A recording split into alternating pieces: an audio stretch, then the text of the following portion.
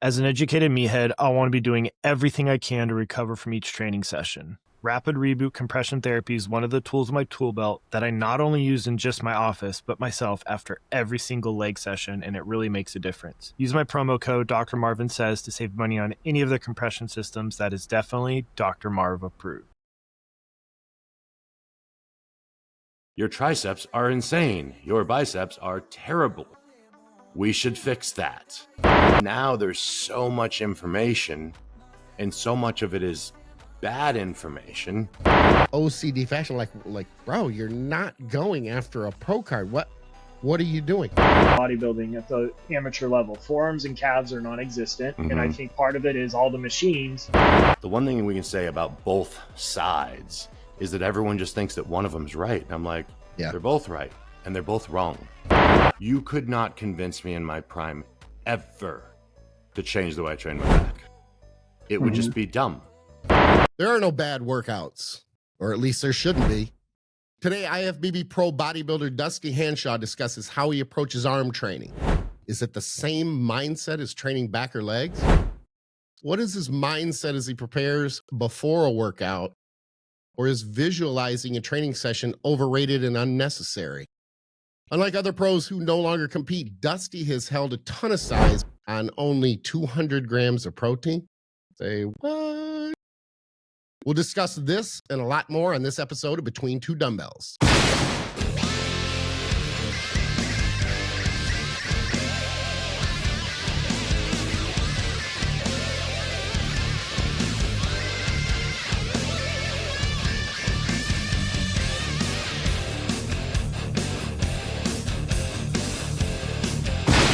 I'm your host, Skip Hill, and I'm bringing over 40 years of bodybuilding experience to the table, including over 24 years of online coaching.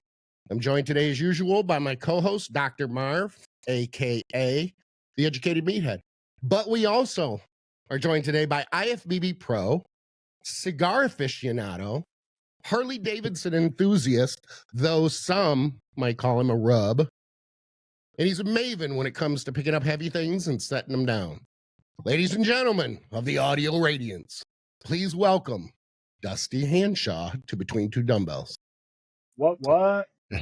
That was a hell of an intro, wasn't it? You killed it. I'm going to have to tell the Kelseys they need to pick up their game. I mean, and only one fake take. Yeah, that's pretty good. I don't know. I have a posit today. I'm kind of taking it, Dr. Marv. I'm just kind of like muscling in. Yep. I posit that my arms are pretty good until Dusty shows up. Then I look down and wonder, I've been doing things wrong for the last 41 years. Dusty, what are you doing for your arm training that no one else is doing?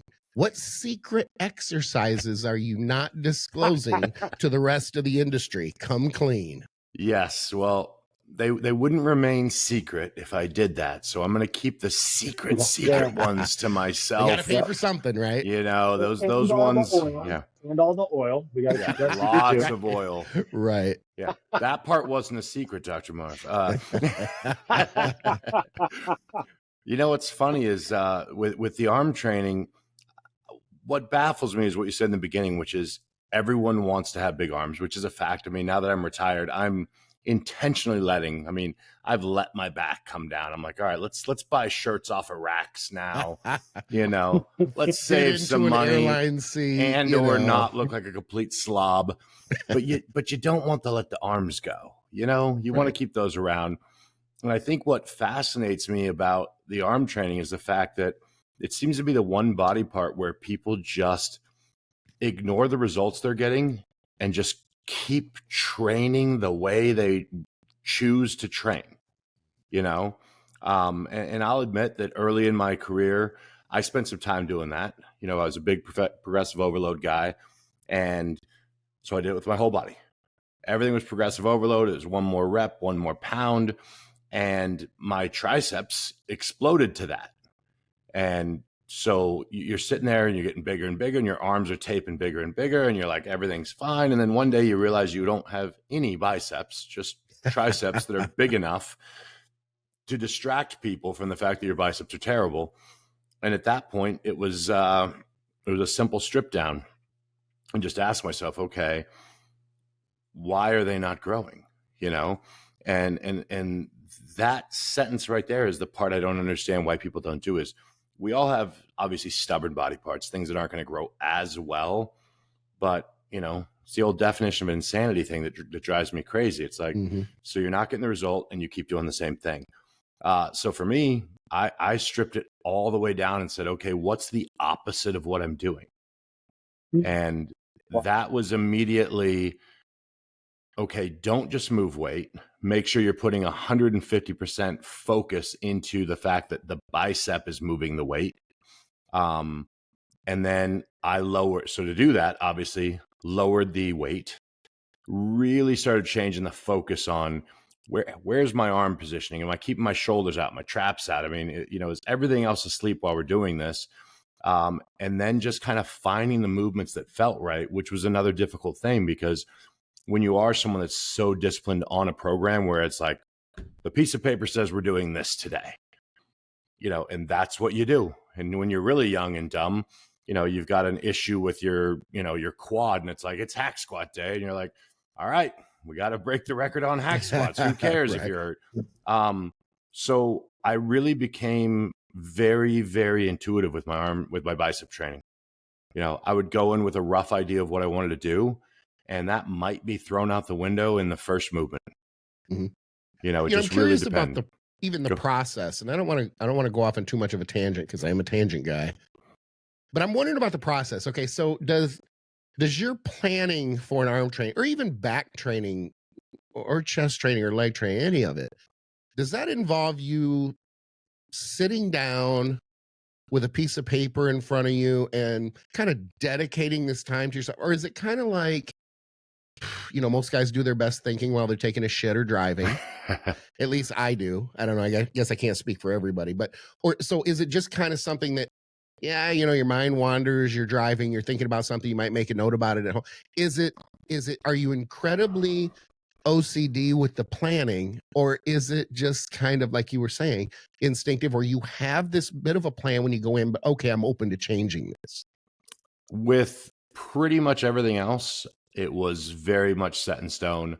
I actually had a routine, because I think one area that people miss with their training, you hear a lot of people say, I had a bad workout today. And I never had those. I know, right? Ever. I felt guilty saying the same thing. And the reason I think is because, and it's easy to say later in my career when I didn't have a 9-to-5 kind of job situation. But before that, I mean, I owned 5 retail stores, you know, worked 60 hours a week, was getting ready for pro qualifiers. And I think the problem is people, you know, you organize your day for everything else, but when it comes to the gym, you're like, oh, I got to head to the gym. Then you're on the phone talking about your kids or whatever. Then you pull up to the gym, you throw the car in park, you walk in, and you just kind of get started. And you're shocked that sometimes you're not mentally there. Right. I always had an exact way that I approached an hour and a half before the gym. You know, like everything was the same, especially late in my career when I wasn't working all the time. It's like I would eat a meal 2 hours before I train. As soon as I got done eating, I would take a 20-minute nap. As soon as I'd wake up from that nap, I would take a shower. Like every single detail was the same. And then I would get to the gym about 15 minutes or so before I'm supposed to train. And I would sit in the parking lot with my logbook. I'd go back and look at the workout I was doing today that I had done 3 workouts before. I'd write out the numbers that I had done before. That would then allow me to guesstimate what I needed today. But I was also going through the workout in my head. So by the time I walked in there, I've already done the workout. Now I'm just doing it with my physical body. And I think that is a game changer, because I always looked at the front doors of the gym as like a veil.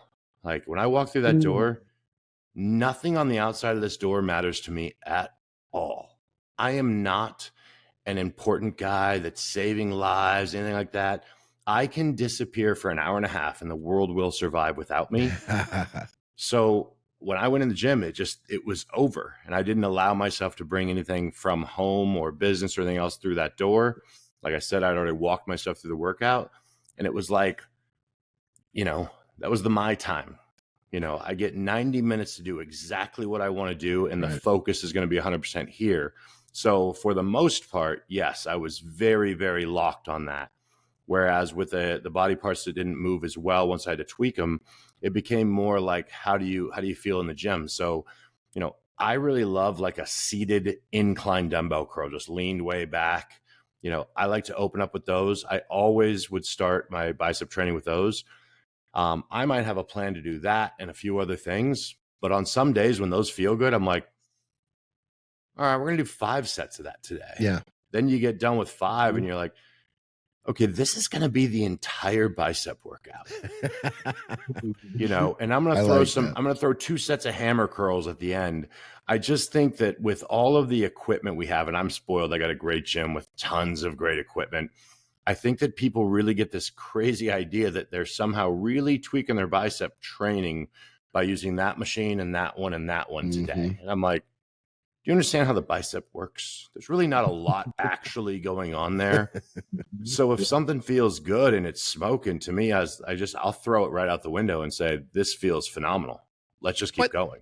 And I think too, does that not come with age? Obviously it comes with wisdom, but even, I think about my leg training because I had knee injuries or battled knee injuries in 2020. And I did come to, if this first exercise feels great, why am I going to jump to another one that might not? I kind of want to milk this one. And then if I have nothing left in that for that movement, then I'm going to move to something else. I got a question for you. As far as the sitting in the parking lot, going over your workout and the visualization, can you not, over all this time and all the time that you've been training, do you ever make a decision? Okay, I'm going to do this exercise and this exercise. But you're not just picking them randomly. Your brain literally tells you these are going to work, and they work 100% of the time. It's almost like you have this feeling, for lack of a better way it's like you just feel that these workouts are going to be good for that day. And they may change the next time you train biceps, but it's like you already know before you've done them. I know I've thought to myself, I'm thinking about this, and I'm like, nah, it doesn't feel right.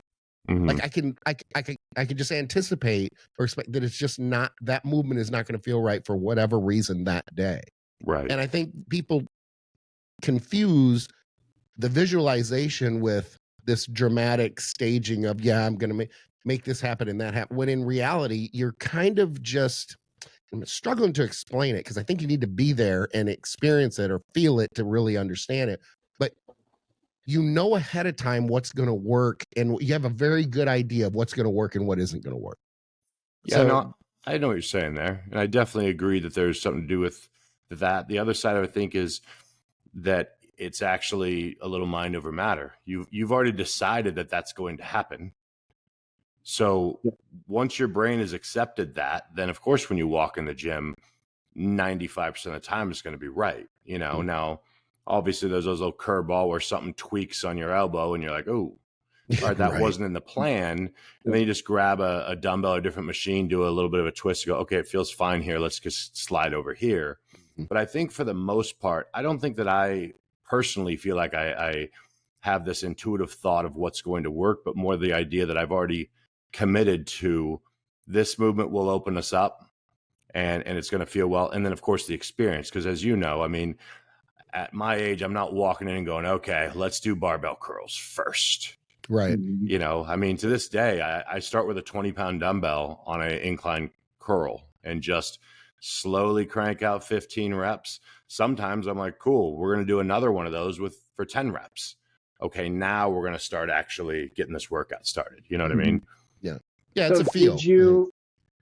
So like obviously we know you did a lot of DC for your growth, and not to go down the DC rabbit hole, but like when you were making the change to arm training, were you still strict DC? And then how did you apply? Yes. Like, were you doing rest pauses still, just lighter weight? Yeah, I still kept, everything essentially stayed the same, but where it got tricky is being disciplined in the fact that so I wasn't necessarily saying I'm going to get 1 more pound or 1 more rep today. Because you can't do that, particularly with, it's hard enough with a curling movement to do that in the first place. But when you know your body has a natural tendency of stealing the movement from your biceps, you have to just say, okay, we're going to tax this muscle as far as we can. So, sometimes what I would do is, say I'm doing a unilateral movement, rather than doing alternator at the same time on that, again, the incline dumbbell curls sitting back in the chair, I would do to failure on my right arm, to failure on my left arm, and then go right back and do it again. And that allowed me to extend the set, but within perfect form each time. Because the moment that I start in any way, I know John Meadows is a huge fan of saying, you can let that form go about 5%, get a couple more reps. For me with biceps, that 5% was, I was better off just put the dumbbell down. Mm-hmm. It wasn't going to be stimulating the muscle I was looking for. So just toss it. So I just had to find different ways to push a little further. I've never been a huge proponent of drop sets or anything like that. Me neither. I'm not a fan. I'll throw them in sometimes as a torture device for my brain, but not really for the muscle. That's why I've always loved more rest pause type things, because it just made more sense to me. Why is it better to drop the weight and do more reps right now than it is to leave the weight the same, take a short break and go again? So I always found that stripping down bodybuilding in every avenue to the most basic thing always made the most sense. Which gets harder and harder. Which gets harder and harder when you have more information. We all know this. Sure. Yeah. I mean, slightly off topic, but just to give you an idea on the training, I hit a point in my career when I was done with the business, so I had time. And I had a gym I drove to for legs. I had a gym I drove to for this. I had 5 gyms that I trained for specific body parts. And then that thing happened in 2020 where there were no gyms available. And I'm always careful with that word still. I don't know what it does to I know, podcasts. right? But but that thing happened, and my friend had just opened up a gym. Actually took it over. He had very little equipment in the gym. And I went to him and I said, hey, can I get a key? And he's like, absolutely. So me and a couple boys would just go in there and train every day with very limited equipment and training back to basics, just training intensely. And all of a sudden, my back's growing again and my legs are growing faster than they were. And I'm like, I think all this extra shit I have is actually slowing me down. And I really came to the conclusion, this is kind of my bro science to young guys. I tell them, when you go in the gym, the exercise you should do are the ones you don't want to do. The reason that you want to do the, side backs, one arm row is not just because you feel it. It's because it's easier to put it on there. Yeah. Loading up a barbell and rowing off the ground sucks. Just putting the plates on it sucks. Do that, at least in the beginning.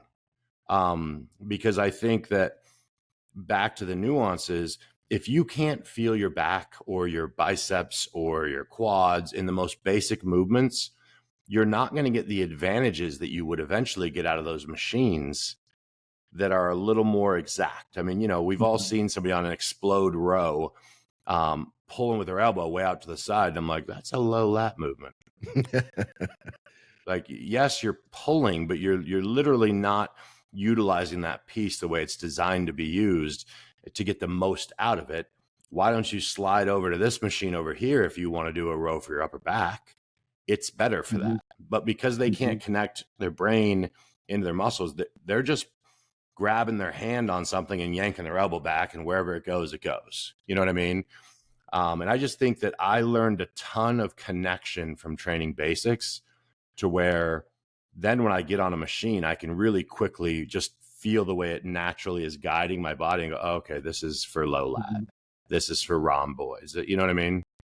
I think these are good points with the barbell free weight, because I mean, in fairness, a lot of people use the bar and the dumbbell incorrectly as well. Oh, absolutely. At least with they're the not machine, feeling it. Right. But with a machine, you're kind of stuck to some degree. I mean, you can move elbows and stuff, but you're still kind of locked. Like, you can't get too crazy. Right. You're kind of locked into that path to some degree. So to have to fall back to the basics, it's almost like maybe the idea or the thought for those people who are getting that advice, or you're starting out, you only have a few years of training, or maybe you spent 8 years of training, but you're not paying attention to anything in what you're actually doing, is to, if you're able to connect with the barbell and the dumbbell, then you're not going to have any problem connecting when it comes to the targeted machines. And the advancement we have, and we talk about this a lot. We're spoiled at this point. We're spoiled with the amount of lines of equipment, the angles of pull, the correct mechanical advantages and disadvantage in all these pieces of equipment. It's freaking awesome. You go back, even 30 years. I mean, hammer strength obviously opened the door for that, but man, I come from the 80s. There was no hammer strength. There was nothing there. You had to make that work with the barbells and dumbbells, and then that progression works great. But I do have to wonder, what would it be like to start out with the machines and have that make up 50, 70% of my training, like machines do for a lot of people who are starting out these days, and then go to a barbell and a dumbbell and go, well, I can't really feel that. Well, is it the barbell, the dumbbell? Or is it the fact that you really don't know, you're not using them correctly? It's a great point. I will go as far as saying beginners should be doing free weight as long as they're not injured, because you're opening yourself up for vulnerabilities if you only use machines, because you're only used to being in such a controlled movement. You're not stabilizing. You're not having to brace your core against multiple directions. Also, your forearms will suck, because what has gone down in bodybuilding at the amateur level? Forearms and calves are non-existent. And I think part of it is all the machines. But I think you want to, I hate the term bulletproofing, but it makes the point. If you have two newbies, one is 80% machines, one's 80% free weight, you know who's going to have the more resilient low back and core is the free weight guy, without, not even close. I think that's a valuable skill. And then I think progressive overload is takes a lot more self-control than people think. In the beginning, just put more weight on the bar, great. But like as you advance, it's so much harder. Like Dusty, you're saying, of like not letting my form break down or going heavier and getting off the target muscle, like keeping it on the target muscle, having it locked into that muscle. It takes so much more self-control versus cheating and getting 1 or 2 reps to beat the logbook. Well, did you really beat the logbook? On paper, but not the target muscle. Yeah, well, there's a lot of that. I mean, you'll see guys and they're starting to fail. They're doing an RDL, and then they get 2 more reps, but each rep is 3 inches shy of the stretch of the first 10. And you're like, well, you didn't know. You're lying to your logbook. Like it doesn't work that way. It's very, very important. But I think the other problem is, to your point about just overall getting your body strong, is that's why a lot of guys, when they come to me, they're like, oh, I can't do that because I had a low back injury. And I'm like, okay, what was the injury? Well, it got strained. I'm like, so the muscle, or was it spine? Like, you're saying the word injury. It sounds to me like you got hurt. And there's a big difference between those 2 words. And then they kind of explain it further. I'm like, well, it's weak. And the only way to make it not weak is to train it. Like I used to have people all the time, Skip, they would see, I'm doing some form of a deadlift or a row. And then a couple days later, I'm doing an RDL with 700 pounds. And they're like, well, how does your low back do that? I'm like, because it's strong. Right. Because I trained it to do that. You train it not to do that. So if you're relying on machines and stuff, of course. And plus, you're losing foundational stuff to me. The amount of people that I have to train on how to set up for a barbell row. Like they lean forward and I'm like, do you feel like you're going to fall forward? Yeah. Well, that's because you're leaning forward. Throw your ass into the room behind you. Let your body just hinge naturally. Your weight's going to distribute itself where it's supposed to in your feet. You're going to feel your hamstrings engage. You're going to feel your glutes engage. And it's almost impossible in that position to let your back roll, which is the only time that movement gets dangerous. Because now it's funny, but you'll like this, Dr. Marv. I have a PT I used forever in Arizona. And I came in one day and I had just put up a video doing barbell rows with like 515 or something. And he broke down to me how much weight was actually on my spine to do that, which is obviously much more than 500 pounds. And I don't even know if it was accurate, but it sounded crazy. And I was like, oh, Yeah. anyways, let's keep moving. But, you know, it's just, I really think that just like anything else, you got to start with the foundational stuff. And that's kind of, I understand. And I definitely, I feel for guys coming in now, because when I started bodybuilding, how you started, when you realized you wanted to be huge, is you walked into the gym, you looked around, you're like, that's the biggest guy in the gym. I'm going to do what he's doing. And they just kind of spied on him from the side and slowly stole what he was doing. And then obviously over time you learn things and move on. But now there's so much information, and so much of it is bad information. And then on the flip side, the other problem is you've got what I would call like inaccurate information, meaning, you know, if a kid at the gym from my gym sees me, you know, I'm a lean 265 all the time. I eat 4 meals a day. I never eat more. I don't want to get any bigger. I'm doing cardio 5 days a week. I train to failure, but I'm not like slaying it like I used to. And if he's watching me, then he's like, oh, that's how you get big like that. And it's like, no, you're modeling the finished result now. You don't know what got me here. And I think there's a lot of that goes on. You know, you guys watch James Hollingshead now, and he's in a point in his career where he doesn't need to do eight plates aside squats anymore. The risk to reward isn't there. But that's the foundation that allows him to do the things he's doing now and have size and even get better. You know what I mean?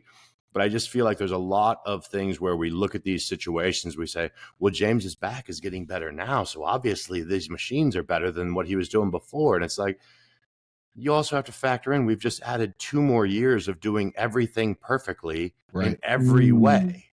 You know, I think a lot of times we've got this idea that, you know, we've made a tweak that's suddenly changing everything, which sometimes, you know, that can be the case. But sometimes it's like, well, let's not also forget that you've had another 52 weeks of perfection in every way, and you trained hard in whatever way you chose.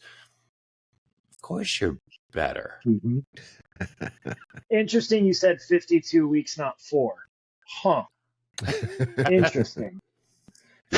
It's yearly increments for sure. Yeah, there's something you learn. I tell my clients all the time. I say, you know, because they have this urgency for results. And I tell them, I say, listen, I need to have patience for results and urgency for daily execution. Oh, nice. I like that. Yeah. If you're just urgent every single day with what you're supposed to do and you don't look up, you are going to wake up one day and go, oh shit, which is, I mean, you guys will laugh, but when I got into bodybuilding, I was like, I want to be huge. I knew I didn't have genetics to like be put together, built like a refrigerator, but I was like, I just want to be, I always wanted to be that guy. Like if someone saw me, they'd go, oh, it's disgusting. Like that was the goal, you know?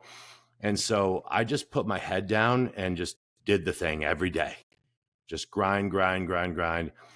And I can tell you exactly which bench I was sitting in the Gold's Gym Gilbert location when I looked in the mirror and went, oh shit.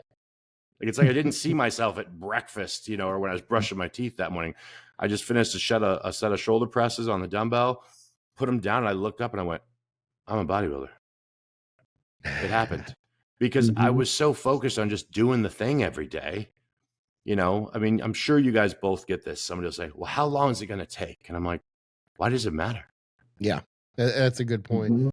I have a very similar answer, and that is to very quickly point out, I've been doing this for 41 years, and I'm still not huge. So give yourself some time. So let me ask you this. As far as I'm coming back around to the arm training again, and I want to ask you this. When you were just chasing the size versus what you're doing these days to maintain quite a bit of that size, what are the major differences? What pops out to you? What seems the most obvious to you that has changed? As far as the training? Yeah, as far as, and even more specifically, the arm training, even though it probably relates to every body part. Right. I mean, I would say the biggest thing is when you are laser focused on a goal, when you want something bad enough, you find a way. That's why, I mean, that's my regular statement that my friends give me a hard time about all the time, but somebody will say like, I want to do this, but I can't. And then whatever they say next, and I just go, you don't want it bad enough. Mm-hmm. To me, it's really simple. If you want something bad enough, you make it happen. End of story. So when the goal was to get as big as possible, the approach to training was different. Like, you know, it was, I mean, even when I look back, I mean, Dante used to give me crap because I would be breaking like PR numbers 2 weeks out. And he's like, you got to back down. And I'm like, no, I'm fine. And because mentally I was so locked in, and I'm sure you guys can relate to this, you're also in phenomenal shape when you're close to a show. Yeah. You're eating perfectly. You're doing as best you can with sleep. I mean, obviously it's spotty, but you're doing everything, all the details perfectly. So you're able to be strong. But that was it, I just always could find a way to make the workouts great. And that's why I love progressive overload training personally, was because I don't like vague things. Like somebody says, how was your workout? They go, it was good. And I'm like, how good? Yeah, that's great. Well, it was real good. Whereas when I could come out from a workout, I'd go, that was the best quad workout of my entire life. I have a notebook that says so. Yep. Scoreboard. You know, I love the scoreboard. Well, and that's how I always looked at it. You nailed it, is because I actually, I was an athlete, and I have the attention span of a goldfish. I need to know that today was awesome. And then I don't care about how long it takes to reach the goal, because I have something, or I found out that today sucked. And that's going to burn my soul until I hit this body part again. You know what I mean? And that's the issue I have with the other type of training for me personally, is because you're like, I train pretty hard, you know, but it's like, there's just a difference between the two things. And I really enjoyed that obsession at that point. Whereas now, I mean, you know, I'm in the gym, my daughter's sending me questions, I'm looking at my phone, answering her, then I'll go do my set. And I think what's interesting is I still train harder than anyone else here, but I know how big of a gap it is between now and then. Yeah. You know, did you ever I always remember you talking about, you got to train with Dorian, and you were like, he was retired and was way more intense than me. Do you feel like you ever got to that level? No, I don't think anyone does. Yeah. Because I think when people hear intensity, they think it's like how hard you train, how much the muscle move. No, he had an energy that came off of him, years retired. And I'm sure some of that came from me and knowing who he is. Sure. Yeah. But, you know, you could just feel like, you know, I had that. So I trained with him in Temple Gym. So yeah, it's like, it's a whole thing. And it actually, goosebumps. You know, it actually happened on accident, because I go into Temple Gym and what am I going to do? Well, I'm going to train back, and I'm going to train his back workout. Yeah. So I'm doing it in order. I get on the pullover, and he walks over, and he's training with a guy, and he's like, how many sets you got left? So I tell him, and then I move on to the next, and then he comes over, and then finally looks at me and goes, you cool if we just all train together? And I'm like, no, I do not want to train with Dorian Yates in Temple Gym. Yeah. That sounds awful. Not feeling the legend thing today. Yeah. Sorry, bro. I'm going to go ahead and pass. Maybe you could watch me and take notes, son. You're talking to me while I'm training. What are you thinking? He just, it was awesome. And I think, like I said, I'm sure some of what I felt was me knowing what had gone on in there. And I don't know if you guys have trained at many gyms that have an aura to them. But I mean, I'm a firm believer, like it doesn't happen anymore. Sadly, they ruined it. But I mean, 2011, 2012, you could go into Gold's Gym Venice at 4 a.m. when it was empty and silent, and the gym had energy. It's like the things that happened inside of that space for 40 years before that were all there when you walked in the door. You know what I mean?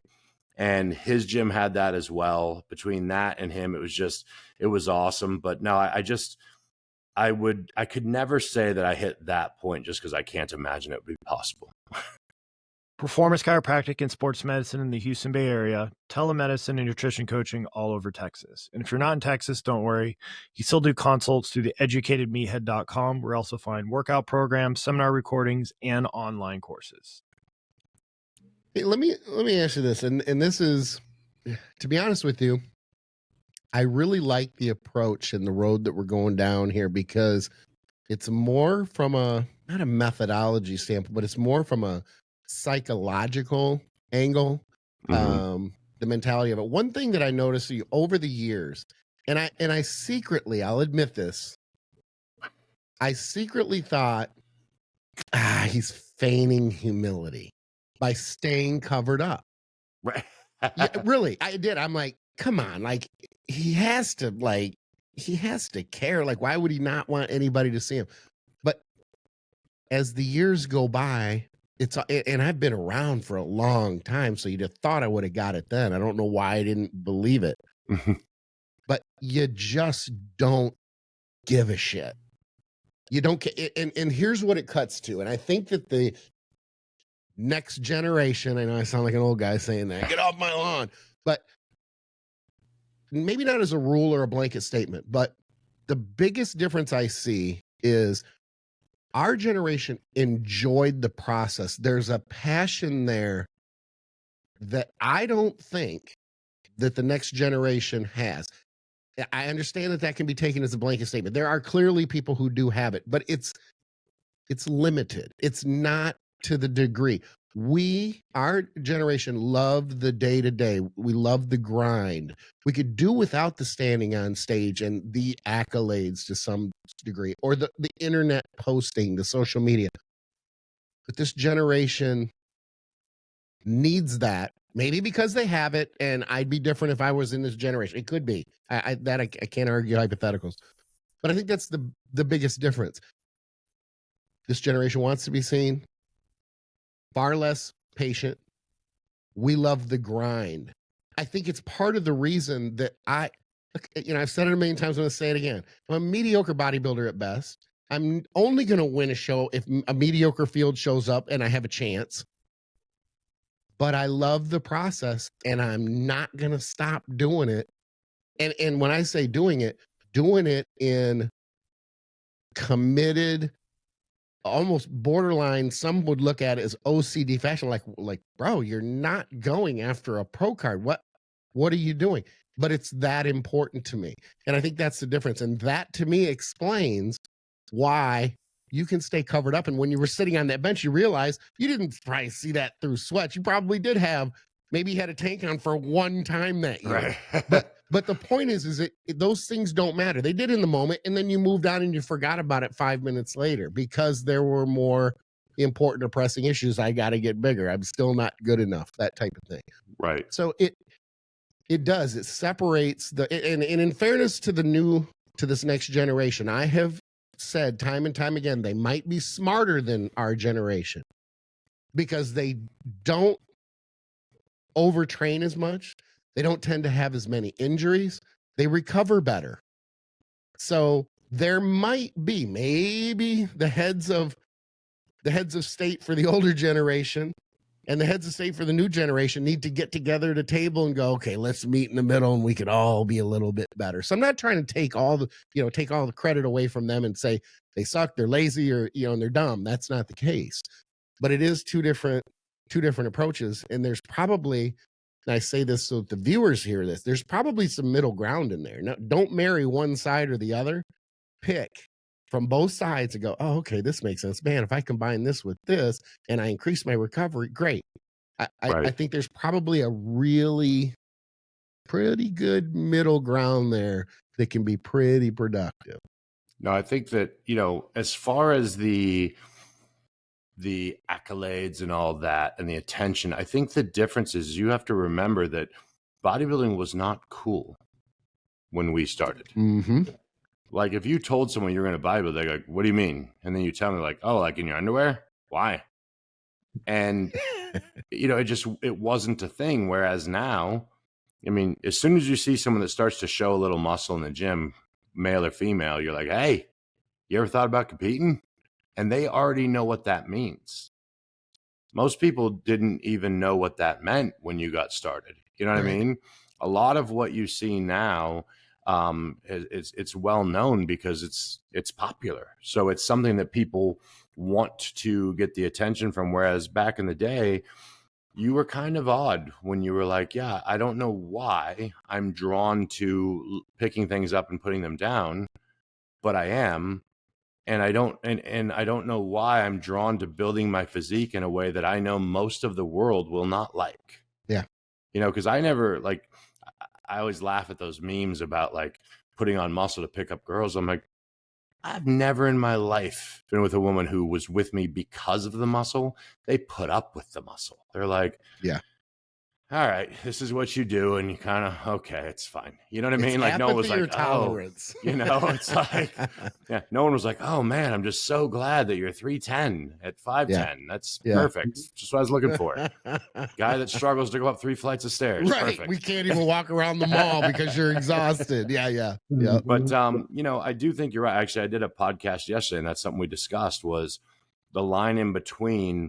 But I think where the issue is missed, in my opinion, is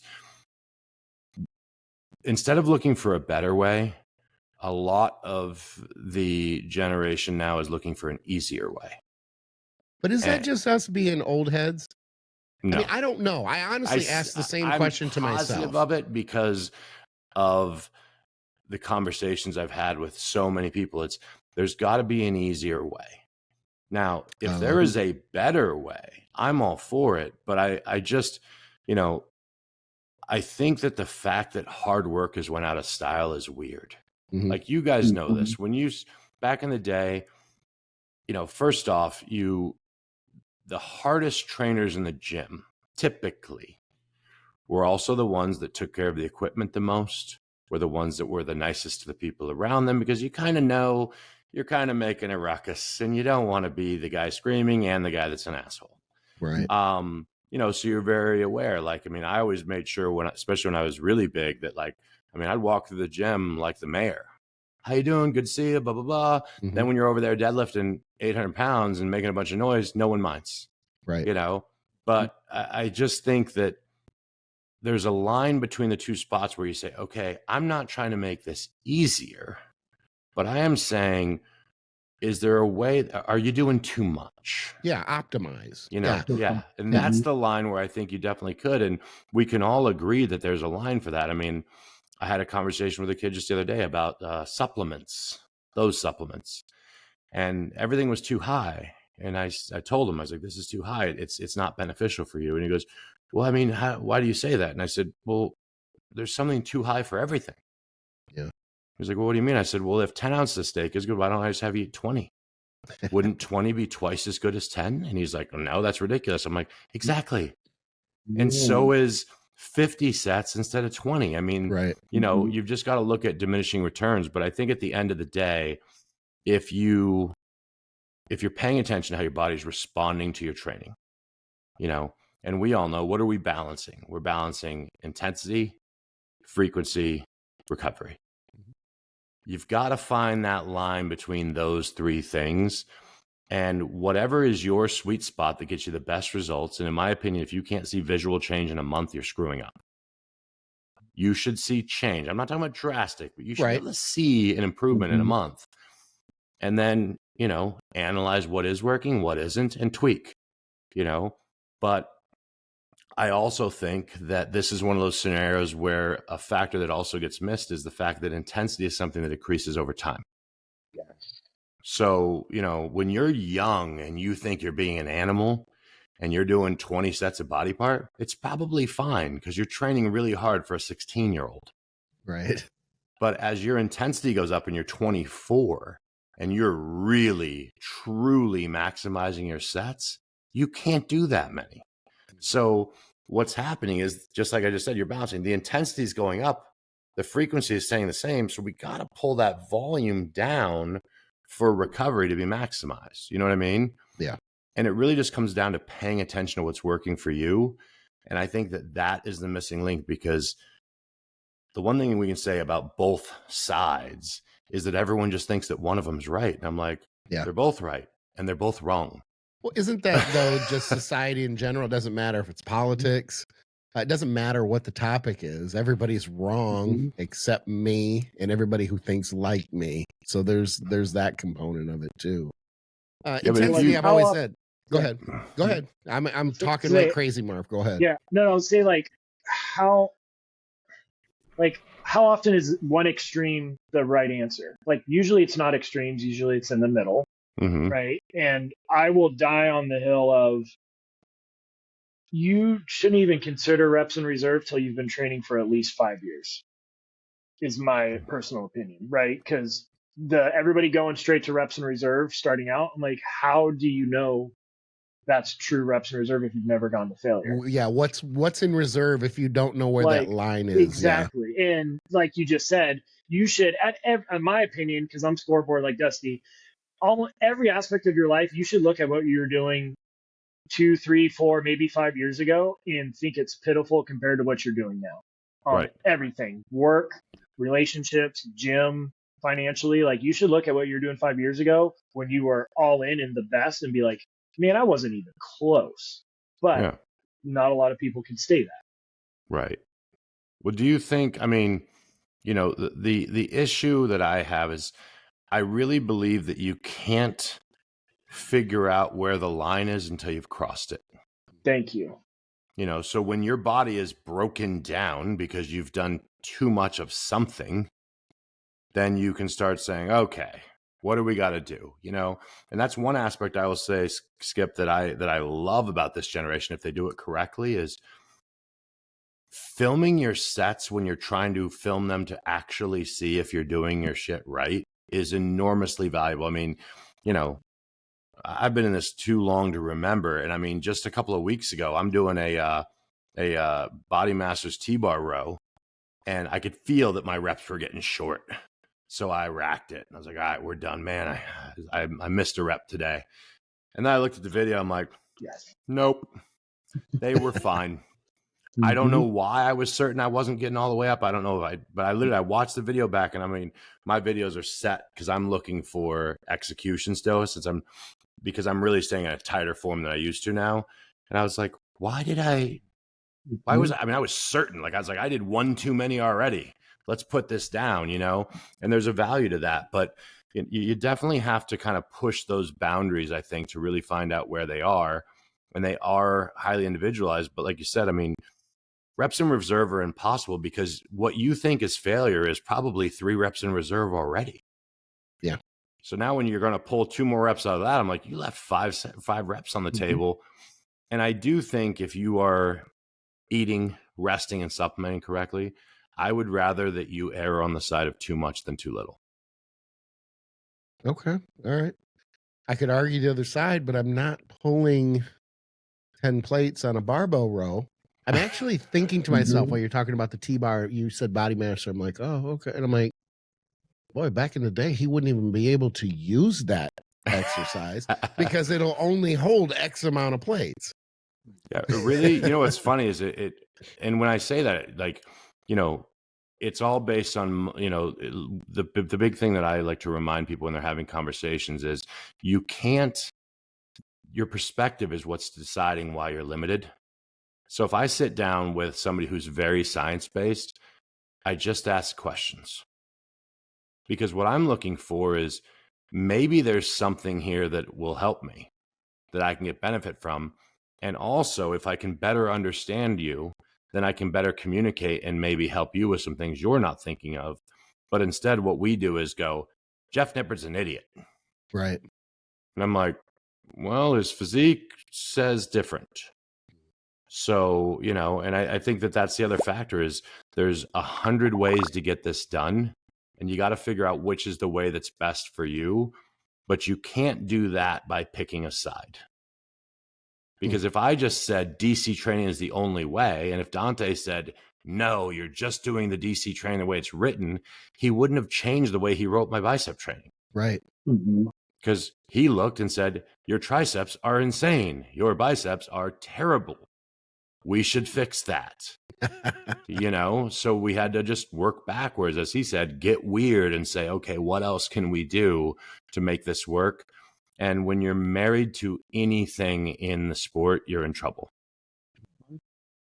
So then what happens? They go to the other extreme, and then they go from, high intensity, low volume to high volume reps in reserve. And it's such a novel stimulus. They explode, and then they go, oh, the high intensity was wrong.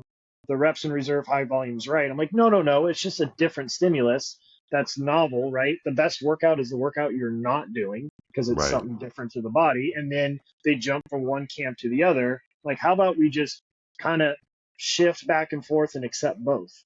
Well, I also think you got to ask yourself, if you've been training long enough to where you have some like really solid body parts, you could not convince me in my prime ever to change the way I train my back. It would just be dumb, because I could say with certainty, it will not get better than it is if I change what I'm doing. So I see no sense. But, my chest was great, but wasn't phenomenal. If you want to give me some pointers on changing my elbow path on my incline barbell, I'll give it a roll. Let's see what happens here. You know what I mean? Because there was definitely room for improvement on essentially my entire body, except for one body part. So I was like, okay, that one we don't touch. These ones, okay, yes, I want to stay in progressive overload because I am a firm believer with my body that that's the right way. But we can tweak the movements we're doing. We can tweak, the motions, the patterns, that kind of thing. And, I like you were saying, Marv, I think what happens is people throw it all away and start over. And I'm like, but you've got data that says these things are working. Right. We don't need to toss them, but they could be tweaked and made better. How about, I'll ask both of you guys this, how about arguably the biggest mistake that is made, no matter the generation or anything, it doesn't matter, is the lack of the ability to honestly assess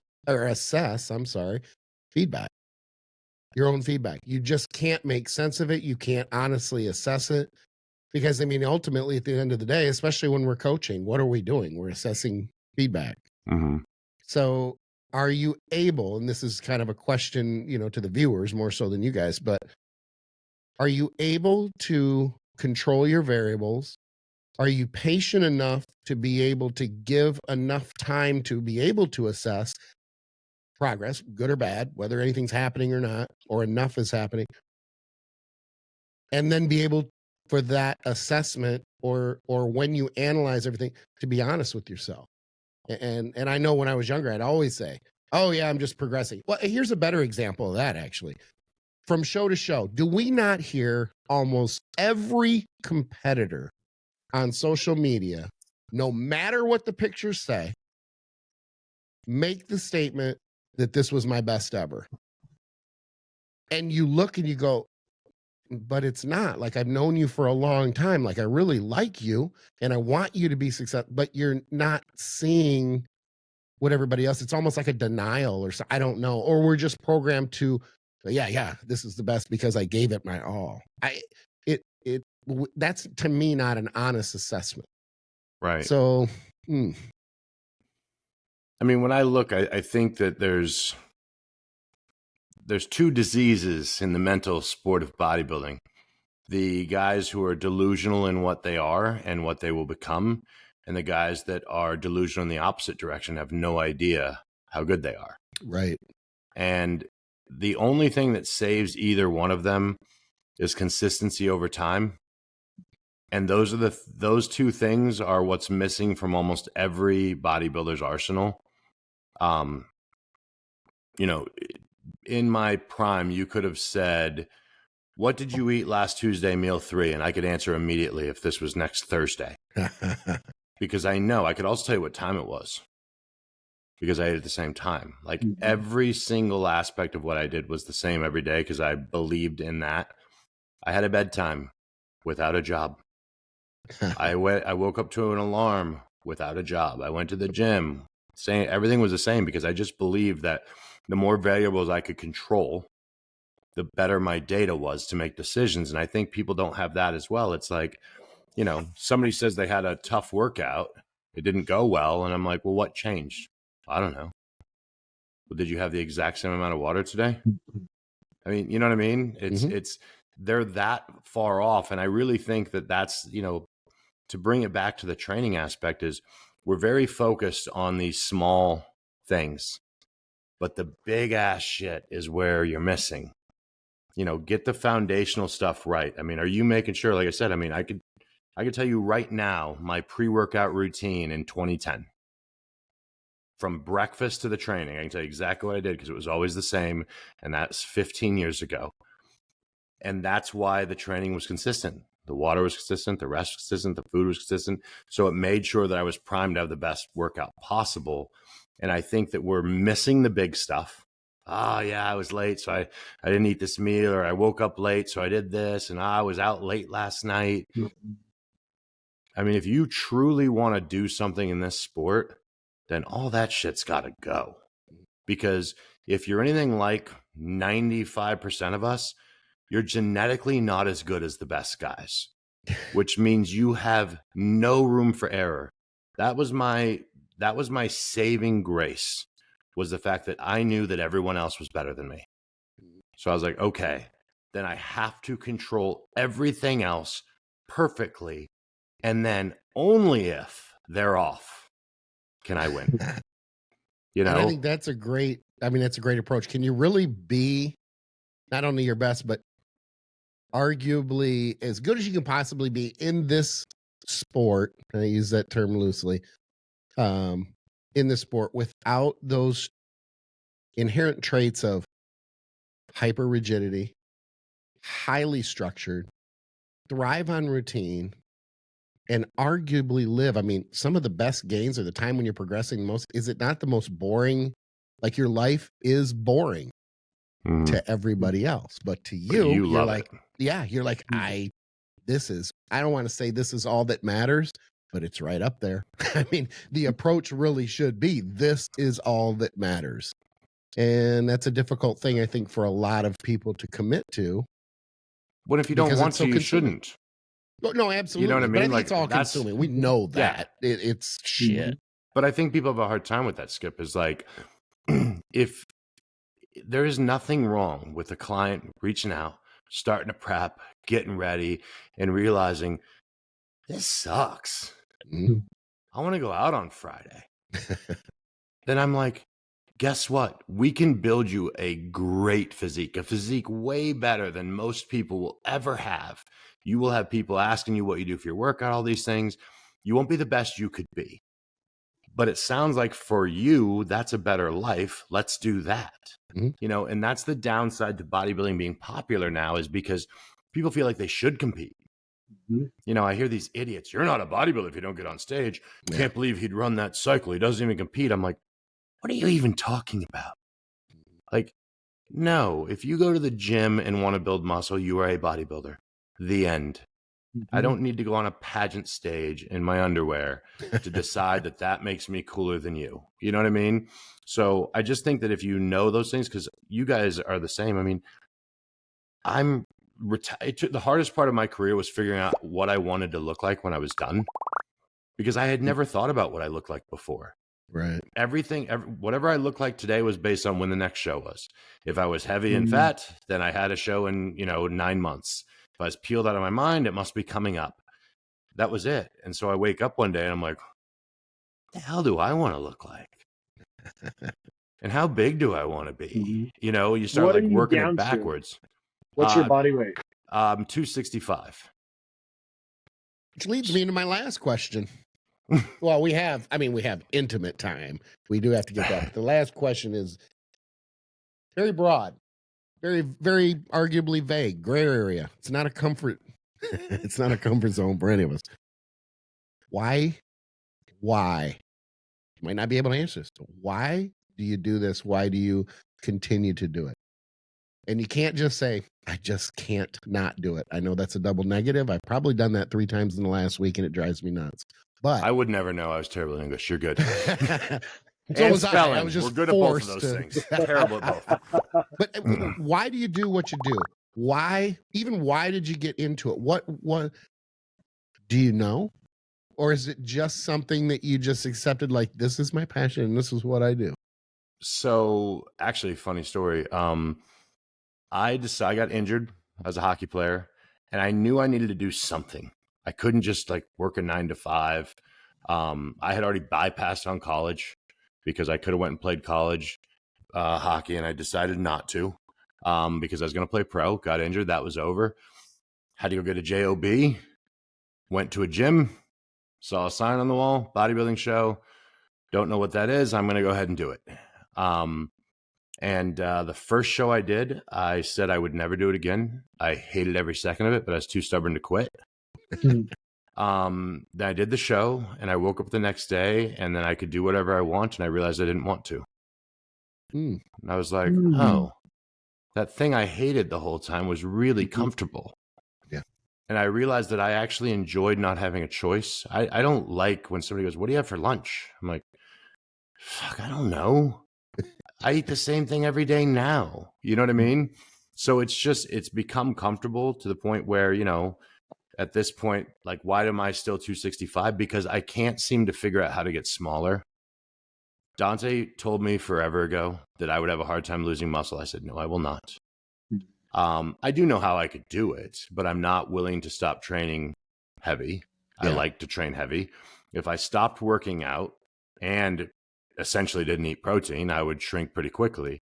But, you know, right now I have 20 ounces of meat a day and 10 whole eggs. That's my entire protein intake. And that holds 265. So I'm going to have to kill myself if I want to go lower. Yeah. And eventually I'll work my way down. But fortunately the docs say I'm fine right now. So we just kind of leave it alone. Because that was my other factor, was like, if at some point my health says I must come down, then I'm going to have to do the things I don't want to do. But yeah, I mean, I think for most people that really love this, like, I'll go on a vacation and, you know, I don't bring food anymore or anything like that. But I can't wait to get home at the end of the vacation and just get back to my normal day. I have a great time. I'm not like I say, oh God. Like if I go on vacation, I love when people go, what gym do you go to? I'm like, I don't go to the gym. I'm on vacation. You know, I go to like a resort and they're like, oh, the gyms are. I'm like, you don't even need to walk me over there, kiddo. Exactly. I've spent Show enough time me in the where gym. to get the bevies. That's where I'll be. Right. But no, I mean, it's just home, you know, it's the same. I like a schedule. I like eating the same. I mean, those things to me are comfortable. And I think if you really love bodybuilding, that's kind of what ends up happening. Everyone I know who was like truly a bodybuilder, there's some level of that that's the same. They might eat 3 times a day and they might train 3 times a week, but those 3 meals are the same and those 3 workouts are important. Well, and that's the point. It's the reason that I ask that question to a lot of people. And I get different answers, they're all related to the same thing. And the same thing is that structure and that comfort zone, if you will, is therapeutic in some way.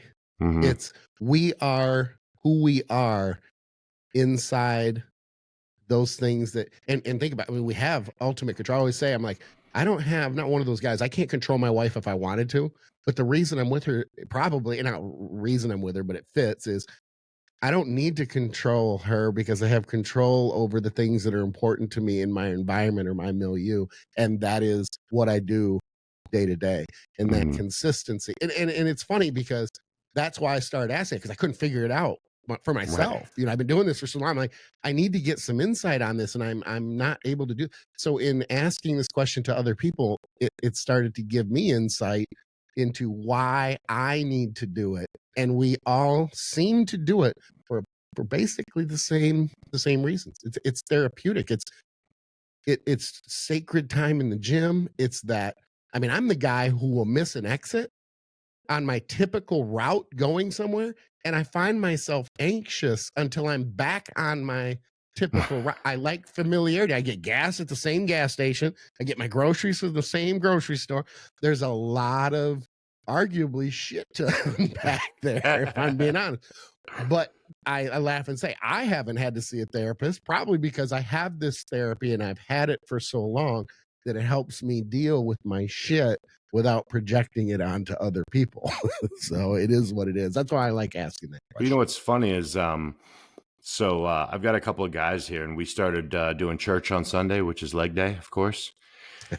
And I realized that in my life, the greatest thing in the world is that day, and has been for 20 years. Like, we go in now, and leg training is still what it used to be. Over the last few months, as this got together, we're doing dumb shit.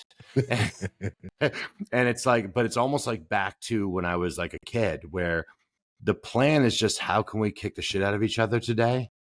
And it's, I don't know. I mean, I guess it's the equivalent to like most guys hanging out with their buddies at the bar and having drinks and a good time. Yeah. That's our bar. Like, we go in there, we got, an hour and a half, 2 hours. And I mean, I leave there and I just laugh because like Jay will bust my balls all the time, Cutler. And he's like, he just texts me, he goes, "Why, bro? Like, why are you doing this?" I'm like, I love doing it. Yeah. And he can ask that question, but I'm sure he has his little routine in his comfort zone too. Oh, because he did it for too many years. Yeah. He doesn't see the need to, hack squat 8 plates aside anymore. Sure. But, Yep. But the rest of his life is the same. That's why he looks ridiculous still. I like the bar reference. I wrote an article a handful of years ago that was essentially a metaphor for Cheers about coming into the gym, and it ends with it. Basically, you have your this is terrible. I've watched every season for I don't know how many. Anyway, the regulars and how those regulars are your gym guy. It's not as much the same now these days because, like you said, we go to different gyms.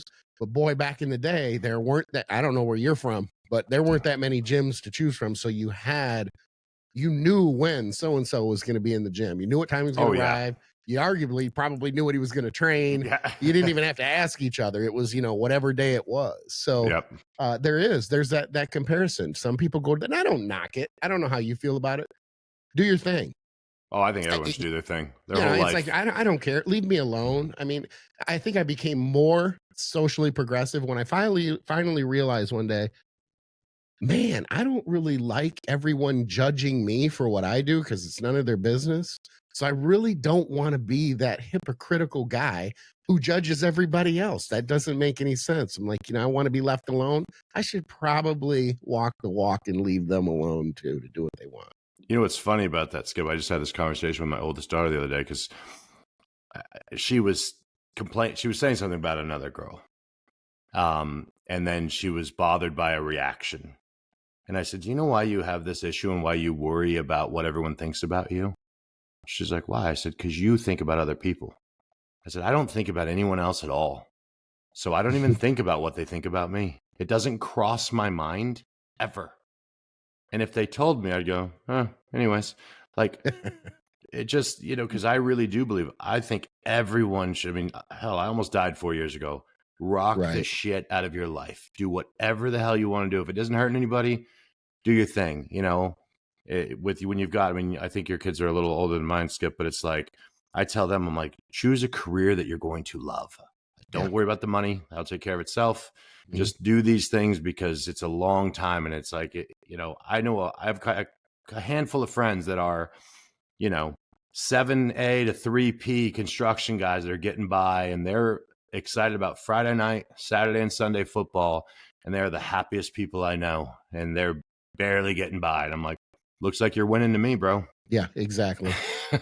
I like that. Same with all this, when you see people in the gym, it's like, I like to remind people when you're in a big crowd, like for example, you're at the gym, everyone is here to do the same thing, to get a little better. Yep. So like, you should be happy people are here and maybe get them a little help, or, I'll do that. We'll go to a concert sometimes and I look around, you got a lot of different people. And I'm like, I wonder if anyone else notices that we wouldn't be friends, but we're all here doing the same thing. That's cool. Yeah. That's cool. It's a good way to look at it. It's a good perspective. And not everybody has it. You don't have to go very far. Jump on the internet. Jump on social media, check viral videos. There's a lot of miserable people out there. So I've learned a lot about myself from the internet. Yes. None of it Yes. true, but I've learned a lot. People always told me, be careful what you do, and don't go around breaking young girls' hearts. Basically, it's 10 questions. We're going to do 5 and 5. We'll bang them off as quick as we can. We don't want to take up a lot of time, but at the same time, these questions cannot be related to picking up heavy things and setting them down. The bodybuilding industry, chicken and rice, they have to be not related to the industry or bodybuilding. And here's the caveat. You gotta answer them. I love this So game. I'll let Dr. Marv start. Mine might be a little more out there. Yeah, so let's start with a super easy one. What's your favorite SEC football memory so far? Ooh, that would be Georgia. Was it 3 years ago? Getting into the championship game with a missed field goal right at midnight while I was smoking a cigar at my favorite lounge. Nice. And then winning, of course. Yeah. I remember that. Yeah, I was at a Mexican restaurant when that happened, watching it with family from cousins from Minnesota. I remember that game. Yep. Dude, it literally, the timing was so amazing because of where we're at on the East Coast. Like, the game ended. I was holding champagne and spilling it. My hand was going. They missed, and it was like 3, 2, 1, Happy New Year. And I was like, damn right, it's a Happy New Year. Yeah. All right, We're Skip, gonna go back you go. and We'll forth? just alternate. Okay, Yeah, cool. just alternate. I sometimes go to a piano bar / cigar bar with my girlfriend on Saturday nights. Don't tell me why. If I want to impress and look like I know a lot about cigars, what cigar do you recommend I smoke, and what's it going to cost me? Padron 1964 Maduro, depending on where you're at, say 18 to 22 bucks. Oh, not bad. Okay, I expect, honestly, I know so little. I didn't know if you'd say they were like 120 bucks. I wasn't sure. No, I've got a rule on cigars. I've had many that were expensive, and every time I finish a $100 cigar, I say that was not 4 times better than my favorite. Fair enough. Appreciate that. Fair. What's the most Dusty Hanshaw thing you do every single day? Meaning, if you stopped, people knew you've been replaced by a clone. Oh, man. Oh, that's easy. That would be my obsessive blinking from my little Tourette's issue with my eyes always going nuts. If my eyes ever stayed open to the point they didn't annoy people, they would be like, that's not him. Dude, I always laugh. I've I'm like, never picked up on that, but I typically listen past to the now. show. You'll see. Yeah, It's like okay, I've got all right. more tweaks and things than anyone. It's like I'm on something. Yeah, interesting. All right. Yep. I believe you're a bourbon guy. What's your go-to? Bourbon. I'm pretty boring though, because my Woodruff Reserve Double Oak is my go-to because I can always get it. Almost always. I haven't had a drink in 15 years, but my wife is a professional drinker. Atta girl. She's a bourbon neat. Yeah. I mean, she might be an alcoholic. I'm not real sure. It's weird. She's functional anyway. Nonetheless, I had a client who was a IT guy for Buffalo Trace, so he would bring me something that that was very difficult to get every year. So I was like, man, you got a good selection up here. She wouldn't drink it. I'm like, I don't understand. She goes, no, it's for special occasions. I'm like, every time you drink is a special occasion. Break that Every bottle day is open. a special occasion to me. Yeah. What's the most underrated lesson you've learned from failure that still shapes how you live today?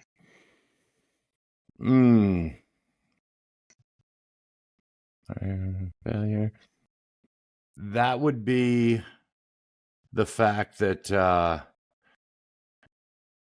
anytime that I've had failure, I quickly find out how bad I want what I was chasing.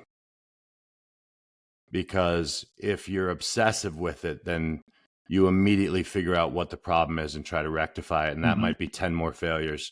But sometimes that failure and your lack of resolve to fix it gives you the answer you need, and you can just let it go.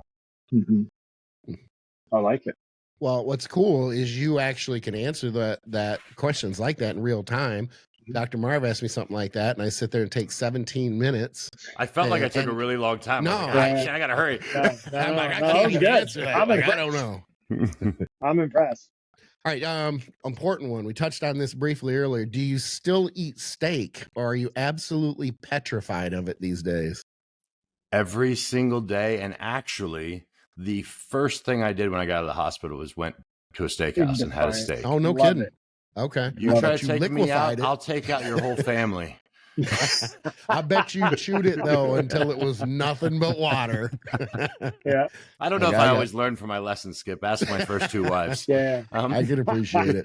I can appreciate it. So bodybuilding suddenly vanished tomorrow. What are you doing for a living? And it can't be OnlyFans.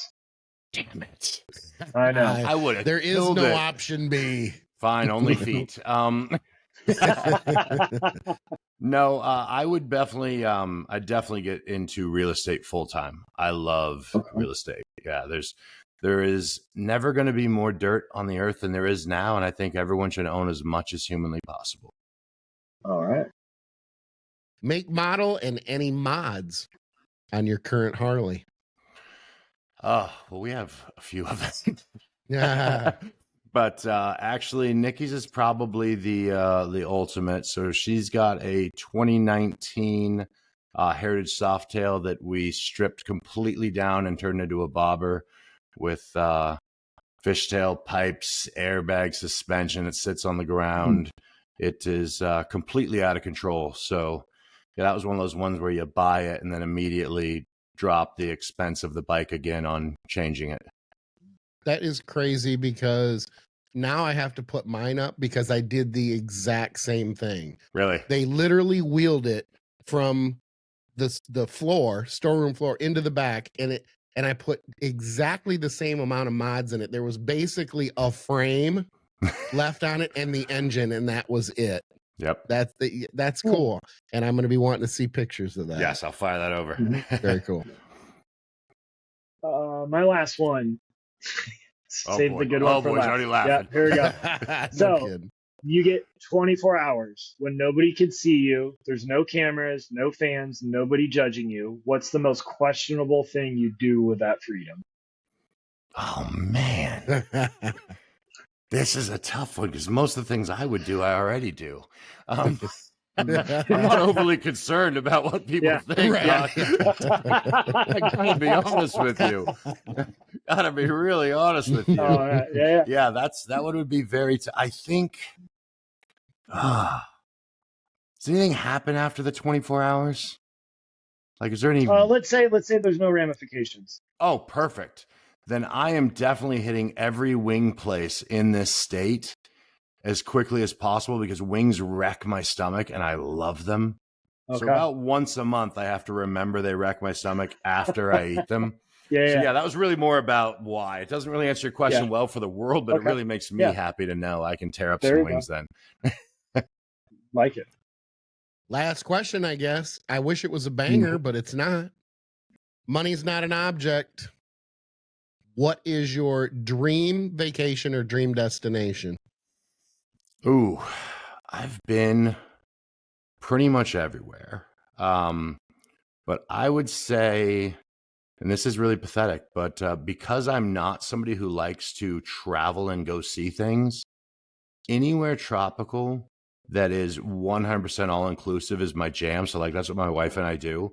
And I don't care where we go because I do not leave the resort ever. That's cool. That is my jam. Like, so we're going to do a few trips. I think we're doing England this year and some stuff. And I'm going to actually have to like go be a tourist because she loves it. That's no good for me, man. I just want food right there, drinks right there, pool right there. I'm happy. You know, I've done a lot of, like we were talking about where I'll do a lot of vacations. And I'm always ready to come home. Every time we've done an all-inclusive, I could stay another day. I'm like, I don't know what these cannot places are complain awesome. about all inclusives. Yeah. Mhm. Yeah. Yeah, My and you also first- find out quickly that the people that work in those places, I was telling Nikki, if I still owned a business like that had buildings and things, I would be picking these people off because they are the hardest working, Yeah. greatest people working. You start handing out $10 bills to everybody that touches you, they love you. And I'm like, Oh, yeah. That's $10. So we just usually I'll bring like $500. Just anytime somebody does something, just hit them with the 10. And next thing you know, by day 2, you need nothing.